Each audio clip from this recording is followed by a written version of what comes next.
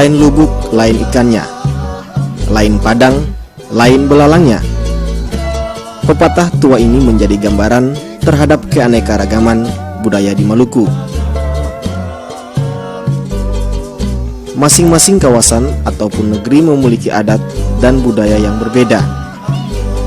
Di kawasan Maluku Tengah dan sekitarnya dikenal budaya Pela dan Gandong. Budaya Pela dan Gandong bersifat mengikat dan mengatur tatanan hidup masyarakatnya dalam hubungan sosial dan persaudaraan. Budaya Pela dan Gandong adalah warisan leluhur anak negeri di Maluku. Budaya ini tumbuh dan dipatuhi oleh masyarakat penganutnya. Budaya Pela dan Gandong karena adanya hubungan-hubungan perjanjian, kekerabatan, ataupun hubungan persaudaraan antara dua atau lebih negeri di Maluku, baik dalam satu keyakinan maupun tidak.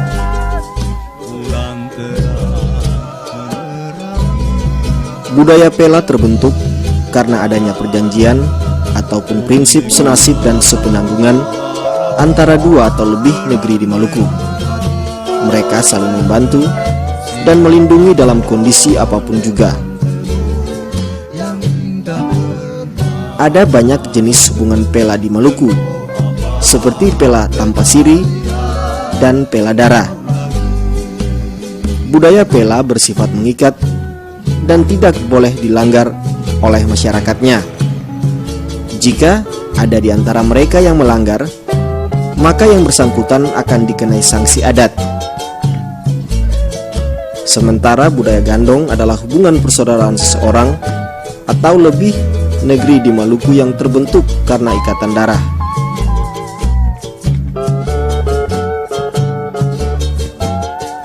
Gandong artinya mereka berasal dari satu kandungan ibu. Gandong pada awalnya dipahami sebagai hubungan persaudaraan dalam keluarga. Gandong kemudian dimaknai lebih luas sehingga mencakup dua atau lebih. Pada mulanya, leluhur mereka berasal dari satu kandungan. Kemudian mereka berpencar dan membentuk kelompok yang baru. Lahirlah negeri-negeri baru dengan keyakinan yang berbeda-beda.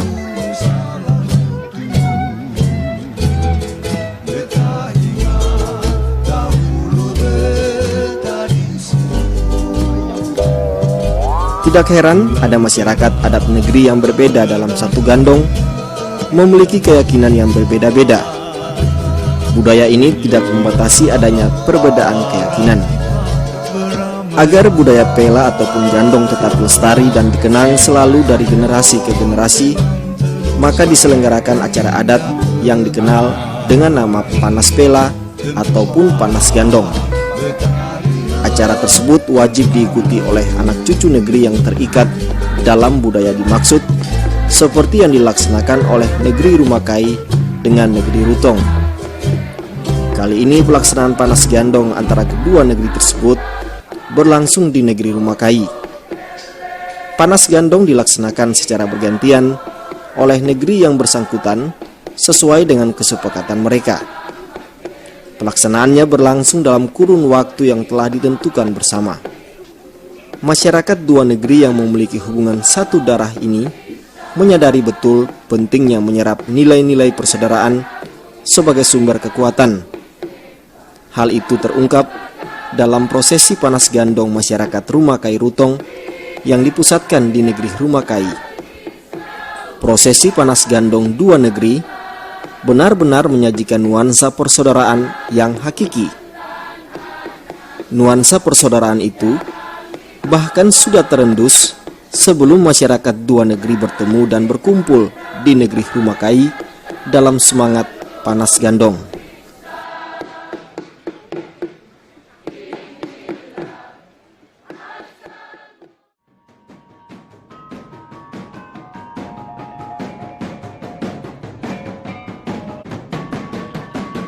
Rangkaian prosesi Bakudapa anak negeri Rumakai Rutong dimulai dari keberangkatan rombongan Jujaro Mungare Rutong, Saniri Negeri, dan Majelis Jemaat ke Rumakai.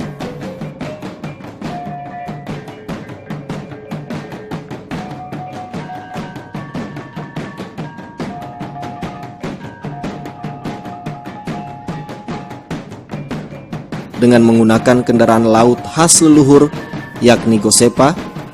Rombongan Rutong berangkat mengarungi Laut Seram pada malam hari, namun tidak langsung berlabuh di pantai Rumakai karena hari masih gelap.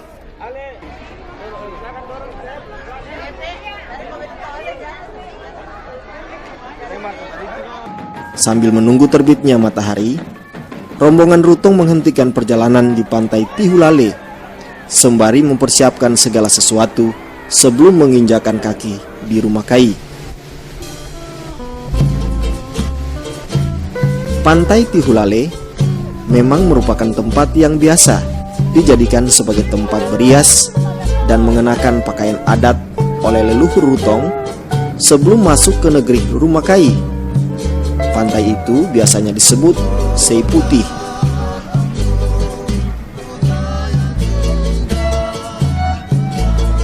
Dari Sei Putih, rombongan negeri Rutong langsung bertolak menuju pantai Kalapori Rumakai.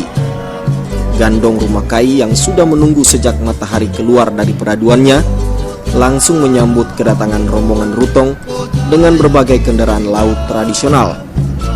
Sambil berputar-putar mengelilingi pantai Kalapori, rasa lelah anak negeri Rutong terbayar dengan sambutan sukacita dan senyum kerinduan saudara gandong Rumakai.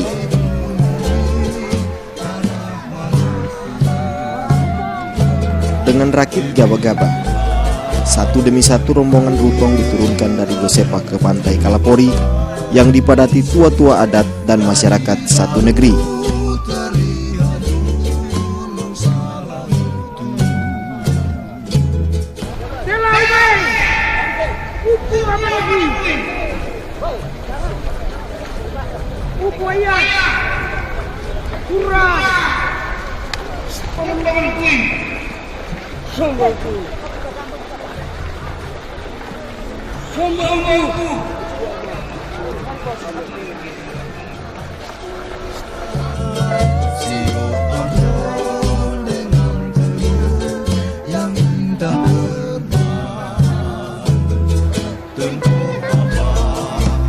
Jujaro Mungare negeri Rumakai dengan semangat rame-rame turun ke pantai, membopong gandong Rutong agar tidak tersentuh air laut.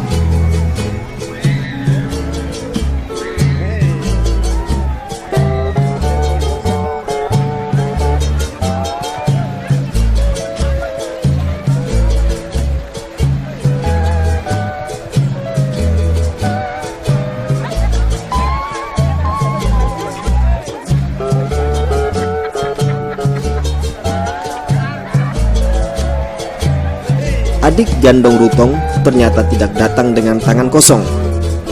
Hasil bumi negeri Rutong yang berlimpah ikut dibawa dan diangkut dalam Gosepa sebagai persembahan buat sang kakak gandong Rumakai. Hasil bumi dipersembahkan sebagai tanda ikatan dan saling berbagi dalam suka maupun duka. Haru biru membuncah, semuanya larut dalam kenangan hikayat masa lalu.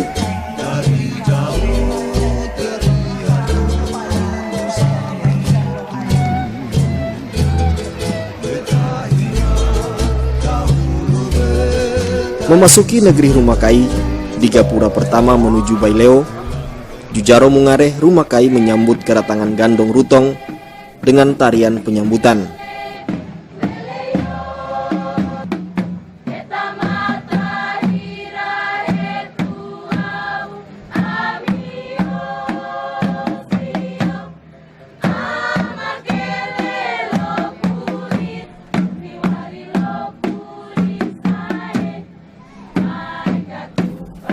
Sampai di gapura ketiga, rombongan gandong Rutong disambut dengan lilitan kain gandong.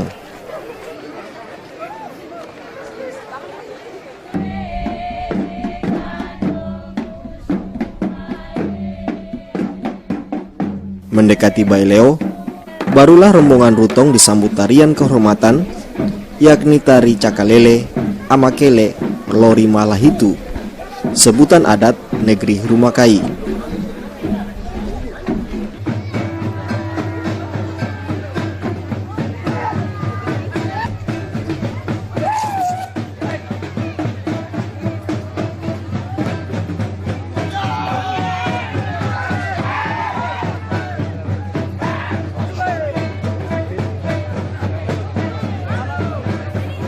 Usai tarian cakalele, rombongan Rutong dipersilahkan memasuki Baileo Rumah Kai bersama bahan makanan yang dibawa dari Rutong. Nuansa persaudaraan dan kekeluargaan kental terlihat di saat berkumpul, di mana tawa canda dan sukacita menyertai denyut nadi anak-anak dua negeri yang terbius kerinduan setelah 19 tahun tidak berjumpa. Cerita tentang hubungan satu darah antara negeri Rumah Kai dan Rutong tersibak saat bencana alam melanda Pulau Seram 1 abad lalu. Pada tahun 1898, terjadi gempa bumi di Pulau Seram, di mana pusat gempa terletak di Teluk Elpa Putih yang berhadapan dengan Amhai. Beberapa saat setelah malapetaka itu, terjadi ketegangan antara negeri Latu dan Rumah Kai yang berbuntut pada pecahnya Perang Uama atau Wailei. Kala itu, penduduk negeri Latu dibantu penduduk negeri Aboru dan Samet. Raja negeri Rumah Kai saat itu adalah Patikorinus Alapari. Dia berangkat ke Pulau Saparua menemui Wedana dan meminta supaya masyarakat Aboru diperintahkan kembali ke negerinya di Pulau Haruku. Namun sebelum permintaan sang raja dilaksanakan, perang terbuka antara negeri Latu dan Rumah Kai telah pecah. Perang terbuka itu berakhir dengan kemenangan di pihak Rumah Kai. Namun Patikorinus Halapari dijatuhi hukuman pengasingan keluar daerah Maluku, yaitu Manado. Sebagian penduduk Rumah Kai beserta kepala Soa, Melkias Akerina ditahan Belanda di Saparua. Mereka disiksa dan dipaksa bekerja berat membuat jalan raya Sluis. Hingga pada suatu ketika, lonceng di benteng Belanda Wijk by Dustede berbunyi 12 kali yang menandakan pukul 12 malam. Sipir penjara Enjo yang berasal dari negeri Ihamahu membuka pintu penjara dan menyuruh semua tahanan Rumah Kai melarikan diri dengan perahu ke Pulau Ambon guna menuntut pengadilan yang lebih tinggi. Orang-orang Rumah Kai yang melarikan diri itu berperahu ke Ihamahu dan sekitarnya hingga kembali ke Rumah Kai. Dari Rumah Kai, mereka berperahu menuju negeri Paso di Pulau Ambon. Tiba di Pulau Ambon, mereka melapor kepada kepala residen Maluku di kantornya. Berita penahanan anak negeri Rumah Kai di Ambon sampai ke telinga Raja Lopurisa Uritalai atau Raja Negeri Rutong Yonas Maispatela. Raja dan beberapa orang Rutong datang menemui orang Rumah Kai yang ditahan Belanda.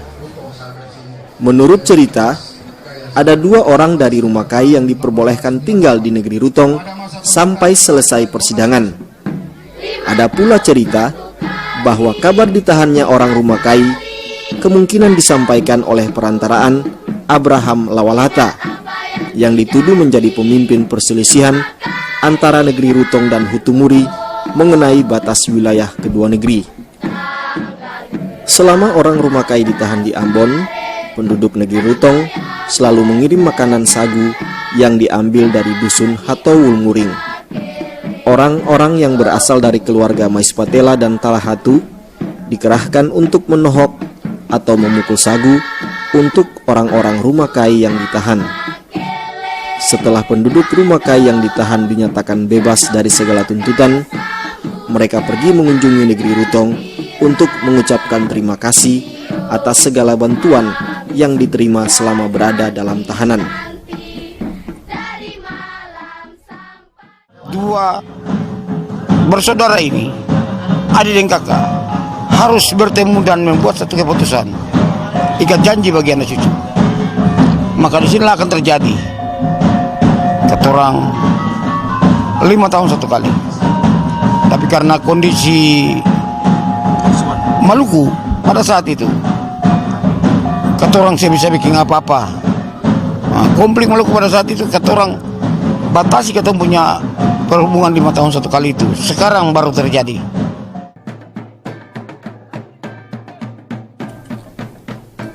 Saat berada di Rutong, barulah orang-orang Rumakai mendengar hikayat atau cerita bahwa nenek moyang penduduk negeri Rutong berasal dari Rumakai. Dan menurut cerita datuk atau moyang Kakerisa dan Korputi atau Matua Ruhu Korputi berasal dari Rumakai. Mereka diperkirakan tiba di negeri Rutong pertama kali pada tahun 910 Masehi. Hubungan gandong Rumakai dan Rutong ini terjadi oleh karena ada dua moyang dari Rumakai, Kakerisa dan Korputi, yang di waktu dahulu itu melakukan pelanggaran adat di Rumakai, dan karena takut hukum adat itu, mereka lalu melarikan diri untuk menghindari hukuman itu. Di dalam proses melarikan